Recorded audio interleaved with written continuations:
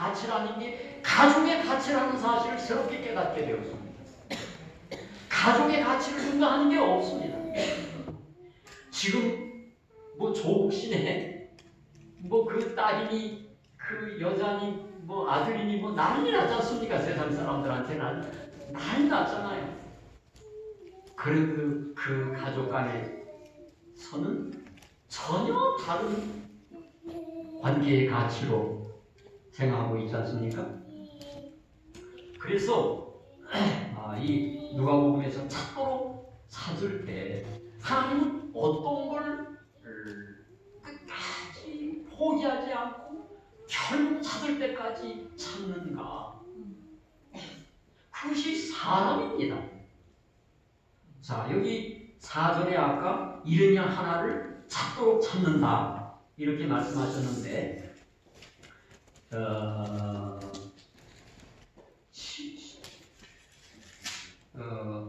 어디에 그나마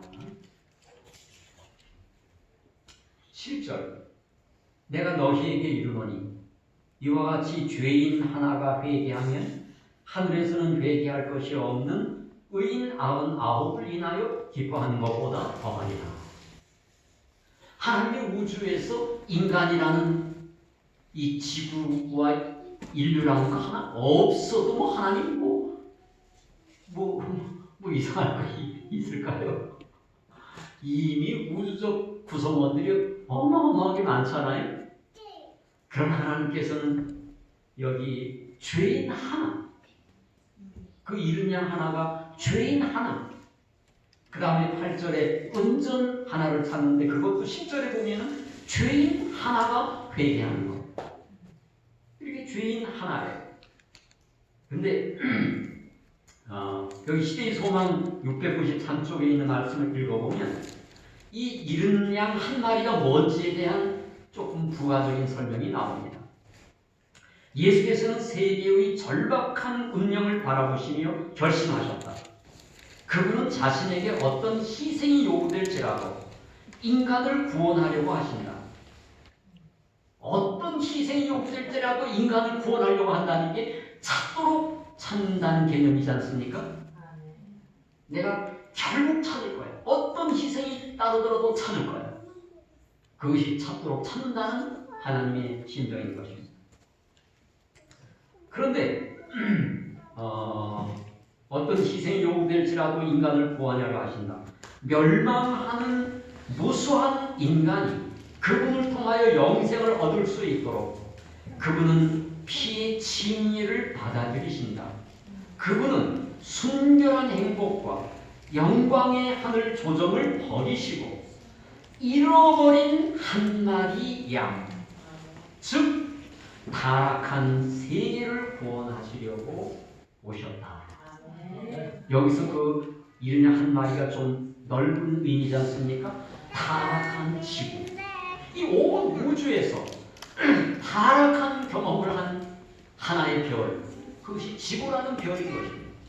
이 지구를 결국은 우주의 구성원 중에 한 별로 결국 회복해서 포함시키려고 하시고 그 지구에 거주하는 인류를 구원하시겠다는 그런 의미였다는 걸 알 수 있습니다.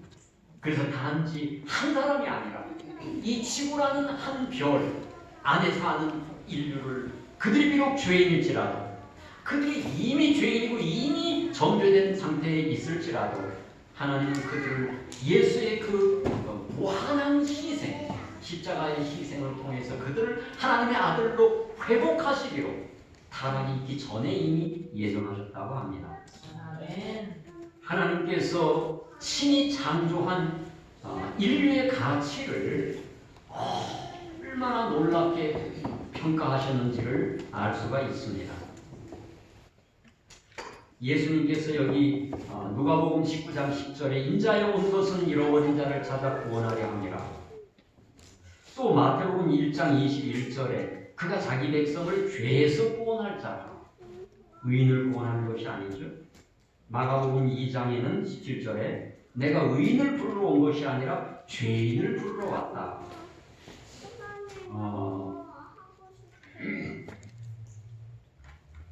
하나님께서 인류를 구원하시기 위해서 십자가에 달려 돌아가실 때 그 은혜는 그 은혜를 적용할 대상은 제외된 사람이 없다고 저희들은 믿고 있습니다. 모든 사람이 그 십자가 은혜 안에 포함되어 있지만 개인적 선택에 따라서 구원을 받기도 하고 못 받는다 이렇게 생각하는데 여기에 대해서는 신학적인 논란들이 있습니다. 결국 이 누가복음 15장을 보면 하나님이 찾으시는 것이 이른 양이든 은전이든 탕자든 사람이라는 것을 알 수 있습니다. 사람을 찾으십니다. 근데 하나님께서 짐승들, 새들, 물고기들, 곤충들 이런 걸 찾아 구원하려고 오신 건 아니잖아요. 그렇지만 로마서 8장을 보면 그 피조물들이 엄청 기다립니다. 해방될 날, 하나님의 아들들이 해방되어 영광의 자유에 이르게 될 날을 고대한다고 합니다. 나는 거기서 우리 재림 신자들이 많이 기다리는 사람인 줄 알았는데 피조물이 톡 간절히 기다리더라고요. 그런데 어쨌든 하나님이 찾으시는 것은 지구와 죄인들을 이긴 것입니다. 근데 이 인간이 그렇게 무한한 희생을 치르더라도 찾을 만한 가치가 어떤 가치일까요? 인간의 가치의 근거가 뭘까요? 우리의 어떤 선언일까요? 네, 우리는 사람으로 존재하기 전에 사람으로 존재할 만한 어떤 가치를 이미 지니고 있지 않았습니다. 그냥 흙이었어요. 짐승들과 똑같이 그냥 흙이었어요. 창세기 보면 짐승들도 흙으로 창조했다고 했어요. 나는 사람만 흙으로 창조하고 짐승들은 다 그냥 말씀으로 창조인 줄 알았어요. 근데 창세기 연구하다 보니까 짐승들도 다 흙으로 창조했더라고요. 짐승들이나 우리나 똑같이 흙으로 창조했어요. 아무 특별한 가치를 지닌 것이 없습니다. 하나님의 창조에 의해서 독특한 가치를 지닌 사람이 되거나 소가 되거나 짐승이 되거나 이런 것입니다. 그런데 사람을 하나님께서 인간의 가치가 첫째는 하나님의 형상으로 창조된 가치라고 생각합니다. 이것이 좀 객관적인 얘기로 말하면 그렇지 않겠습니까? 네. 가족 단위로 가족 간의 가치라는 건 대단히 주관적 가치예요. 근데 인간의 가치를 객관적으로 생각한다면 하나님의 형상대로 창조된 가치가 첫 번째 인간의 가치라고 생각합니다. 그 전에는 하나님의 형상으로 사람이라는 모습으로 등장하기 전에는 그냥 짐승과 똑같은 흙입니다. 본질. 그러나 하나님의 형상으로 창조됐습니다. 하나님의 형상으로 창조됐다는 것에 대한 제일교회의 설명은 뭔가? 교육이란 책이나 예배실 읽어보면 상당히 도덕적으로 많이 설명했어요. 하나님의 속성, 하나님의 품성, 하나님의 선하심. 그런 선한 속성을 풍부해 주신 그런 대상으로 설명을 하지만 저는 그 모든 도덕적 설명보다도 더 우선적인 설명이 하나님의 형상, 즉 하나님을 닮았다. 하나님을 닮았다는 게 어떤 의미인가? 이것은 자식이라는 의미다. 이렇게 저는 생각을 합니다. 하나님의 형상으로 창조했다는 건 첫째 하나님의 자녀로 창조했다. 하나님의 아들로 창조했다는 의미라고 생각합니다. 좀 쉽게 말씀드렸어요. 여기 우리 채아나 채영이나 채희를 보는 사람들이 완전히 홍집사 붕어빵이네 이런 말을 해요. 그것은 닮았다는 말이잖아요. 그런데 어떤 사람은 또 안 닮아가지고 어머니 아빠도 안 닮고 엄마도 안 닮고 그렇다고 할아버지 할머니도 아니고 그렇다고 외할아버지 외할머니도 아니고 이런 사람이 있을 때 그 아이들의 엄마가 놀림을 받더라고요. 교회에서. 야, 사실대로 말해. 누구 자식이야? 너무 안 닮으면 탄생의 비밀이 의심을 받는 누구 자식이냐. 그런데 사람이 어쩌면 그렇게 닮지요? 여기 뭐 이장로가 왔는데 뭐 목이 아프고 어쩌고 하는데 우리 애들이 다 애비애비를 닮았다고 그러는 거야. 근데 음색이 많이 닮더라고요. 얼굴이 많이 닮더라고요. 키가 작은 것도 닮고 큰 것도 닮고 그렇더라고요. 그래서 저는 그냥 하나님의 형상으로 창조됐다는 건 첫 번째가 관계적 의미로 하나님과 인간 사이는 친자 관계다. 부자 관계이기 때문에 이 땅에서 그 탕자에게 있어서 모든 도덕적, 경제적, 유용성 등등의 모든 가치를 초월하는 가치가 이 내 아들이라는 혈연적, 생명적 관계의 가치였던 것처럼 하나님께서 자기 생명을 부여해 준, 생기를 그 코에 불어 넣어준, 생명을 직접 주신 그 친자 관계의 가치가 인간의 가치다 이것입니다. 내가 그런 가치를 깨닫기도 전에 하나님은 인간과 그런 생명적 가치 관계를 가지고 계십니다. 그 인간이 타락했어요. 이 쓸모가 없게 됐어요. 이제 이 땅에 쓸모있는 인간이 하나도 없게 됐습니다. 의인이 하나도 없다. 로마서에 그랬지 않습니까? 다 불의하다. 다 치우쳤다. 의인이 없나니 하나도 없다. 죄에 팔렸다. 그런데 그렇게 가치가 전락돼 버렸는데 어떻게 우리가 아직도 하나님이 찾으시는 놀라운 가치를 그냥 유지하고 있나? 그 두 번째 가치의 근거는 십자가의 가치라고 생각합니다. 그 인간을 구원하기 위해서 예수님이 어떠한 희생도 무릅쓰고 그들을 찾겠다고 신의 소망이 말했지 않습니까? 창세전에 이미 그런 결심을 하셨지 않습니까? 창세전의 결심, 그것이 십자가를 전제로 하는 결심이었지 않습니까? 그것이 십자가를 전제로 하는 평화의 의논이었지 않습니까? 그래서 인간은 타락하기 전에 이미 십자가의 무한한 희생을 근거로 해서 인간의 가치가 그대로 회복되는 계획이 구속의 계획으로 세워졌고 그것이 지금 추진되고 있는 것입니다. 이사야 53장에 여러분과 제가 잘 아는 여호와께서 우리의 죄를 그에게 담당시키셨다. 베드로가 말한 것처럼 예수님이 친히 나무에 달려 그 몸으로 우리의 죄를 담당하셨으니 이는 우리로 죄에 대하여 죽고 의에 대하여 살게 하려 하십니다. 예수님께서 예수님에게 우리는 예수님의 목숨만큼 가치 있는 존재가 된 것입니다. 예수님이 나를 구원하기 위해서 당신의 생명을 십자가에서 희생시켰기 때문에 이제 나의 가치는 그냥 하나의 흙덩어리의 가치가 아니라 예수님만한 가치로 격상된 것입니다. 이게 이해가 됩니까? 이게 정말 이해가 되기 어려운 가치입니다.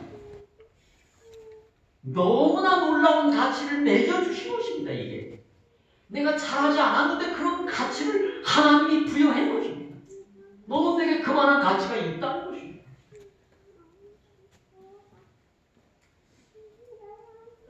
그런 가치의 근거가 창조적 생명 관계고 그런 가치의 근거가 구속적 생명 관계다 하는 것입니다. 이것이 하나님께서 인간을 우리 각 가정에서 다른 모든 가치를 초월하는 초월적 가치로 자식을 생각하고 부모와 자식 간의 관계인 것처럼 하나님께서는 인류를 그런 가치로 여기시기 때문에 여기시면서 우리를 찾는다는 것입니다.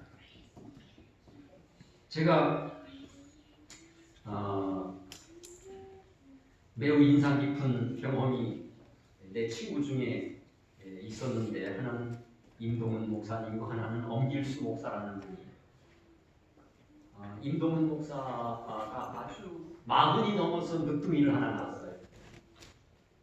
내가 그 임동훈 목사가 사는 곳을 늘 갔었어요.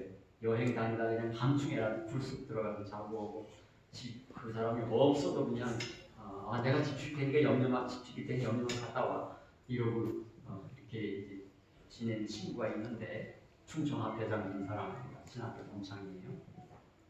그런데 어느 날 근데 그때 이제 그 깐난 애기가 이제 자라고 있는데, 걔가 이제 막 재롱을 부리는 시절인데, 학교에 출근했다가 그냥 퇴근 시간만 되면 그냥 바로 집으로 오는데, 오직 그놈 다시 보려고 쫓아온다는 것입니다. 달려온다는 것입니다.